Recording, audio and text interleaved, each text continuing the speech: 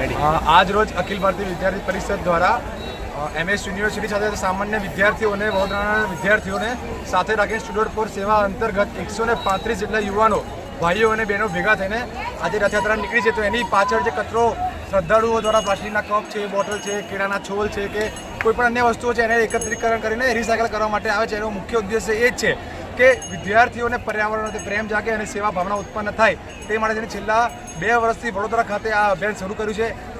આખા ગુજરાતમાં જોવા જઈએ તો 4 વર્ષથી આ અભિયાન ચાલે છે. ગયા વર્ષે 6 ટન જેટલો કચરોનું એકત્રીકરણ કર્યો હતો.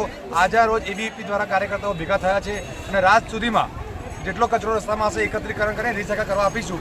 એનો મુખ્ય ઉદ્દેશ્ય એ છે કે વિદ્યાર્થીમાં સેવાની ભાવના ઉત્પન્ન થાય અને સમાજમાં સેવાનું કામ કરે એ જ ઉદ્દેશ્ય સાથે આ કાર્ય કરવામાં આવે છે છેલ્લા 2 વર્ષથી. આપનો પરિચય? અક્ષય રબારી, ABVP. છેલ્લા 4 વર્ષથી અમારે ABVPમાં આવી રીતે SFSની અંતર્ગત અમે લોકો રથયાત્રાની પાછળ કચરો સાફ કરીએ છીએ. કારણ કે દેશનું યુવાન જ છે જે દેશનું ભવિષ્ય છે અને ભવિષ્યમાં આપણે સ્વચ્છ ભારત જેવું આપણે એક વસ્તુ પાડવી જોઈએ. બિકોઝ આપણી સોસાયટી પર આ ડિપેન્ડ કરે છે અને એટલે અમે લોકો આવી રીતે કરીએ છીએ. જેમ કે અત્યારે વડોદરામાં થયા 2 વર્ષ થયા. હવે આવી રીતે ફ્યુચરમાં બી અમે લોકો આ કરીશું છે.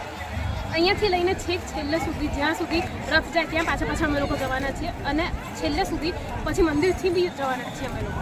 આપનો પરિચય? હું ખેવના ભગત લો ફેકલ્ટીમાં SFD સોસાયટી.